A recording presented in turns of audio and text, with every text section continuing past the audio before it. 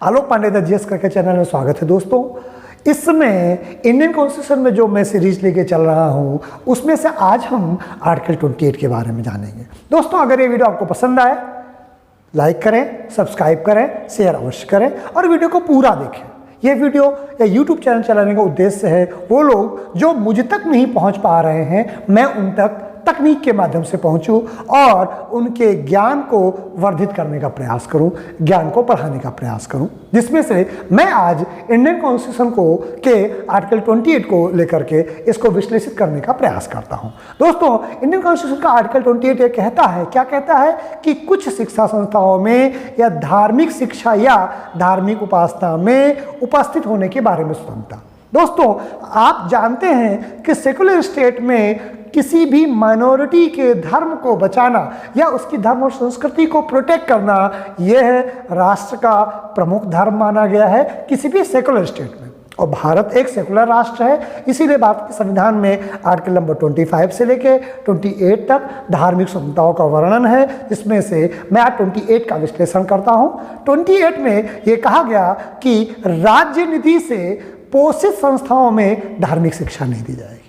यानी जिस जगह पर राज्य का पैसा लगा है, जिस एजुकेशनल इंस्टीट्यूशन पर राज्य का पैसा लगा है, राज्य का पैसा दो तरह से एजुकेशन इंस्टीट्यूशन पर लगता है। एक तो खुद ही राज्य अपना एजुकेशन इंस्टीट्यूशन खोले, जैसे कि सेंट्रल यूनिवर्सिटीज़ है, केंद्रीय विश्वविद्यालय है या केंद्रीय विद्यालय हैं या नवोदय विद्यालय हैं या GICs हैं। ये राज्य निधि से पोषित डायरेक्ट एजुकेशन इंस्टीट्यूशंस हैं तथा वो जिसमें राज्य निधि पैसा लगाती है, जैसे कि जिसमें से एडेड कॉलेज शामिल हैं। जैसे अगर मैं कानपुर को उदाहरण दूँ तो PPN है, BND है, DAV है, DC है। दीज आर द इंस्टीट्यूशंस जहाँ राज्य पैसा हेल्प करता है एड के रूप में। ऐसी संस्थाएं, दोनों प्रकार की संस्थाओं में कहीं पर भी धार्मिक शिक्षा नहीं दी जाएगी। अब ऐसा क्यों किया गया है? क्योंकि ये माना जाता है कि जो शिक्षा है वो व्यक्ति के, मनुष्य के स्वभाव को बहुत गहरा प्रभावित करती है और बचपन में ही अगर बहुमत धर्म के लोग शिक्षा के आधार पर माइनॉरिटीज़ की कल्चर पर अटैक करना चाहेंगे तो आसान होगा उनकी कल्चर को ख़त्म करना।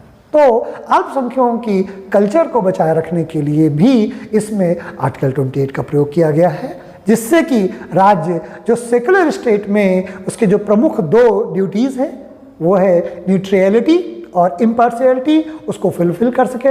मैंने हमेशा 25, 26, 27 इस सेकुलर स्टेट को के आधार पर ही बताया है, जिसमें न्यूट्रलिटी और इम्पार्शियलिटी को ही प्रोटेक्ट करने का राज्य प्रयास करता है और इसमें एजुकेशन इंस्टीट्यूशंस को भी न्यूट्रलिटी और इम्पार्शियलिटी से प्रोटेक्ट किया गया है। दोस्तों इसमें एक चीज़ की छूट दी गई है जो 28 सब क्लास 2 में कहता है कि वो धार्मिक शिक्षक संस्थाएं जो धर्म के लिए उद्देश्य के लिए स्थापित की गई हैं या कोई ऐसी शिक्षण संस्थाएं जिनका कैरेक्टर ही धार्मिक रहा है या कोई ऐसी शिक्षण संस्थाएं जो किसी NGO के द्वारा स्थापित हैं और NGO धार्मिक कैरेक्टर का है, जैसे कि आर्य समाज। आर्य समाज के जितने भी एजुकेशन इंस्टीट्यूशन हैं वहाँ पर वो धार्मिक शिक्षा प्रदान कर सकते हैं, क्योंकि आर्य समाज का कैरेक्टर है धर्म को बढ़ाना और वो एजुकेशन में भी धार्मिक शिक्षा को प्रमोट कर सकते हैं। ये 28 सब क्लास 2 में बता दिया गया है।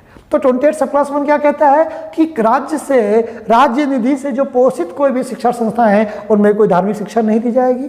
28 सब क्लास 2 क्या कहता है कि धार्मिक संस्थाओं को छोड़ करके, धार्मिक शिक्षण संस्थाओं को छोड़ करके जिनका कैरेक्टर एजुकेशनल रिलीजियस है उसमें वो शिक्षा दी जा सकती है।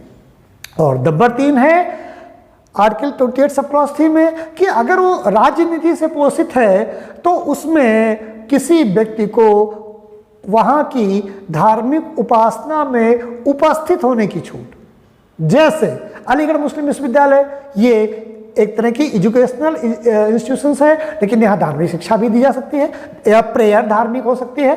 तो यहाँ पर अगर कोई हिंदू विद्यार्थी पढ़ता है तो वह इस्लाम धर्म की जो पूजा पद्धति है या वहाँ पर जो प्रोसेस होती है प्रेयर की, उस प्रेयर में जाने से एक हिंदू छात्र मना कर सकता है। ये उसका मौलिक अधिकार है जो आर्टिकल नंबर 28 सब क्लॉज 3 में दिया गया है, जिसमें क्या कहा गया है कि कुछ शिक्षण संस्थाओं में धार्मिक शिक्षा या धार्मिक उपासना में उपस्थित होने के बारे में स्वतंत्रता, यह है किसी व्यक्ति का मौलिक अधिकार है।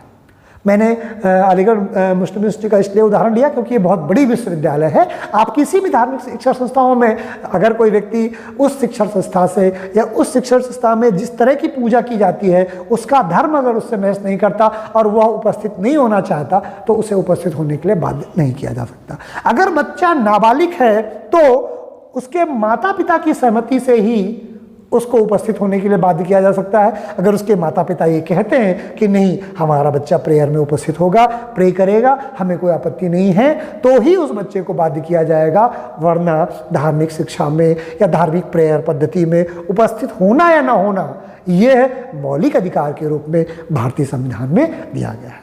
दोस्तों, आज हम जो फंडामेंटल राइट है उसके अनुच्छेद 25 से 28 तक के जो धार्मिक स्वतंत्रता के जो कैरेक्टर हैं वो आज समाप्त हो रहे हैं, और इसको 25 से लेकर 28 तक को मैंने हर एक अनुच्छेद को अलग अलग वीडियो में समझा करके पूरी धार्मिक स्वतंत्रता को 30 से 40 मिनट में समझाने का प्रयास किया है।